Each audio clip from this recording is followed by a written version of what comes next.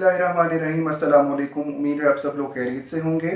आज हम medical jurisprudence की थोड़ी सी बात करेंगे कि बेसिकली मेडिकल जूरिस्प्रूडेंस क्या है और प्रैक्टिकल फील्ड में ये किस तरीके से एप्लीकेबल होती है, हमें मेडिकल जूरिस्प्रूडेंस क्यों पढ़ाई जाती है या हमें क्यों पढ़नी चाहिए, क्यों नॉलेज होना चाहिए और हम किन किन मेथड्स को यूज़ करते हुए हम एक बेहतर तरीके से केसेस की इन्वेस्टिगेशन कर सकते हैं और हम सच तक पहुंच सकते हैं। तो चलते हैं, इसको फॉर्मली स्टार्ट करते हैं। ओके जी, तो जैसा कि नाम से जाहिर है, मेडिकल जूरिस्प्रूडेंस यानी कि ये एक ऐसी स्टडी है कि जहां पर हम मेडिकल को लीगल प्रॉब्लम सॉल्व करने के लिए इस्तेमाल करते हैं। यानी कि जो भी हमारी फोरेंसिक साइंसेज हैं, जो भी हमारी मेडिकल प्रैक्टिशनर्स हैं, जो भी वो मेथडोलॉजीज़ यूज़ करते हैं एक सच तक पहुंचने के लिए, एक फैक्ट का पता लगाने के लिए, तो कोई भी जब लीगल प्रॉब्लम अराइज होती है तो उसको प्रॉपरली रिजॉल्व करने के लिए हम मेडिसिन को उसके ऊपर अप्लाई कर सकते हैं। मिसाल के तौर पर केसेस रिलेटेड टू पेरेंटेज, जहां पर आपने डीएनए वगैरह करवाना हो किसी की आइडेंटिटी को फाइंड आउट करने के लिए, या फिर अगर किसी ने अपनी सही एज का पता लगाना हो तो हम उसमें डिफरेंट मेडिकल टेक्निक्स यूज़ करते हुए उस चीज़ तक पहुंच सकते हैं। या फिर मोस्ट इम्पॉर्टेंटली कि जहां पर कोई अननेचुरल डेथ कॉज होती है, यानी कि जो नेचुरल वे से नहीं होगी, किसी को कत्ल कर दिया गया, किसी के ऊपर तशद्दुद करके उसको मार दिया गया या फिर किसी को जहर देकर मार दिया गया। अब इन सारी चीज़ों का पता लगाने के लिए हम लोग मेडिकल का सहारा लाजमी तौर पर लेते हैं और बहुत सारी चीज़ें जैसा कि मेडिको लीगल रिपोर्ट मौजूद होती है तकरीबन तमाम इस तरह के केसेस में।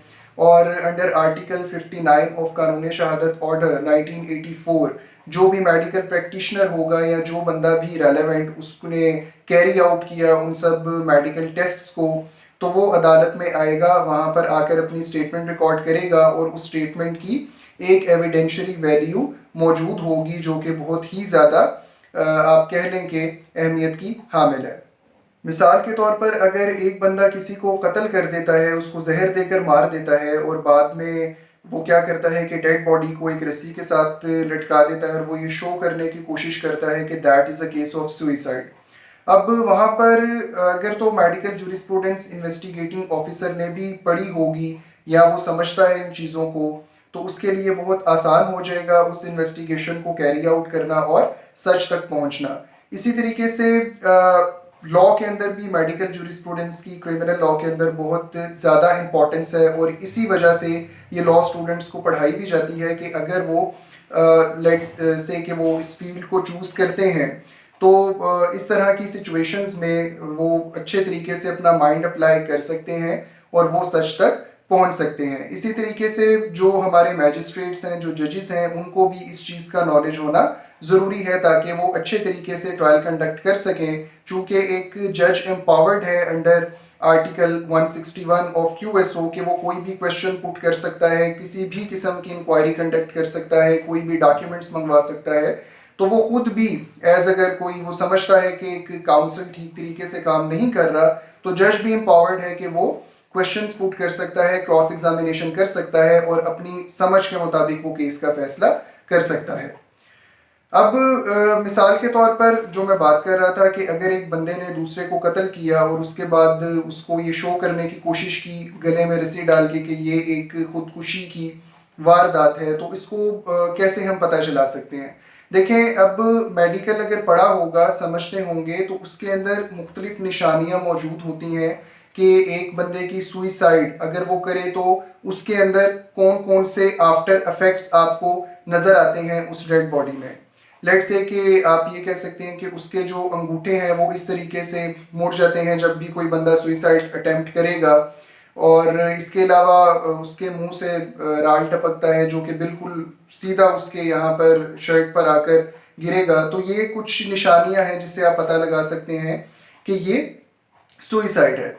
अब अगर ये हुआ कि उसको जहर दे के मारा गया और ये चीज़ें आपको एट द स्पॉट नज़र नहीं आती, तो ये समझना बहुत आसान होगा कि ये एक सुइसाइड की अटेम्प्ट या वारदात नहीं है, बल्कि इसको कत्ल किया गया और बाद में इसको वहाँ पर रस्सी के साथ लटकाया गया। इसमें डिफरेंट और भी चीज़ें हमें नज़र आएंगी कि जहाँ पर किसी को जहर देकर मारा गया तो उसके गले के अंदर एक सोजिश या स्वेलिंग मौजूद होगी।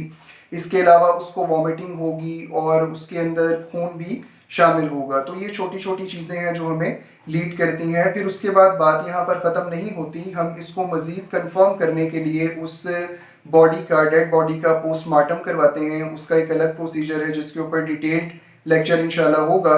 अब वहाँ पर आप देखेंगे कि उसकी जो इंटेस्टाइन्स हैं वो खाली हैं या भरी हुई हैं। अगर वो भरी हुई हैं और उनके अंदर कोई भी पार्टिकल्स खाने के मौजूद हैं तो वहाँ से हमें हम लगा सकते हैं कि बेसिकली इसको पॉइजन किया गया और किस किस्म का वो पॉइजन था और उसका क्या इफेक्ट हुआ।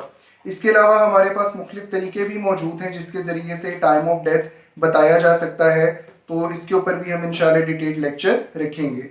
अब इसी तरीके से हम एक और एग्जांपल ले लेते हैं कि एक बंदा है वो दूसरे को अगर मर्डर कर देता है और मर्डर करने के बाद अगेन वो ये दिखाने की कोशिश करता है कि उसने सुइसाइड की है, तो वो उसकी डेड बॉडी को एक ट्रेन के नीचे दे देगा और लेट से कि अगर उसका जो है वहाँ से डिकैपिटेट हो जाता है, सर कट जाता है, तो वहाँ पर भी ये पता लगाना बहुत आसान होगा कि ये एक कत्ल की वारदात है, सुइसाइड नहीं है। क्योंकि जब आप किसी भी इंसान को या आप कह रहे हैं कि इवन जानवर को भी जब आप काटते हैं उसके गले को या फिर आप ज़बह करने की कोशिश करते हैं तो उसमें जो पैटर्न होता है ब्लड के फ्लो का वो क्वाइट डिफरेंट होता है। वो बिल्कुल एक प्रेशर के साथ और आप कह रहे हैं कि एक फवारों की तरह खून निकलता है और वो जो खून के उसमें धब्बे होंगे वो बिल्कुल आपको लंबे लंबे से नज़र आते हैं, जैसे कोई चीज़ ऐसे जाकर फैल रही है।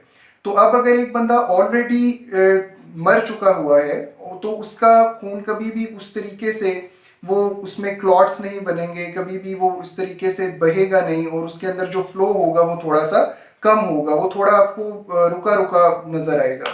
तो इस तरीके से मुख्तलिफ आप कह लें कि हमारे पास निशानियाँ होती हैं छोटी छोटी जिसके ज़रिए से हम लोग इन चीज़ों तक पहुँच सकते हैं।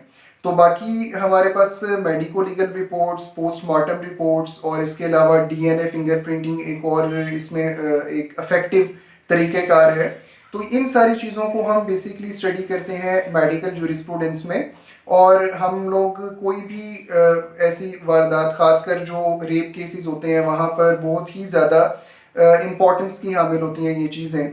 और इसको जो है वो सीआरपीसी में भी, क्यूएसओ में भी और मुख्तलिफ लॉज में प्रोटेक्शन भी मिलती है और इसके अलावा इसकी एक अच्छी खासी वैल्यू भी मौजूद है। जैसा मैंने पहले जिक्र किया, आर्टिकल 59 के अंडर कोई भी बंदा जो मेडिको लीगल रिपोर्ट बनाता है या जो पोस्टमार्टम रिपोर्ट बनाता है तो वो आकर कोर्ट में पेश होगा और सोल उसकी स्टेटमेंट से भी बाज़ औक़ात ये पता लगाया जा सकता है कि असल कातिल कौन है। तो इन चीज़ों को इंशाल्लाह ताला हम कैटेगोरिकली लेकर चलेंगे और डिफरेंट टॉपिक्स की सूरत में इंशाल्लाह मैं आप लोगों को इन सब चीज़ों के ऊपर लेक्चर दूंगा।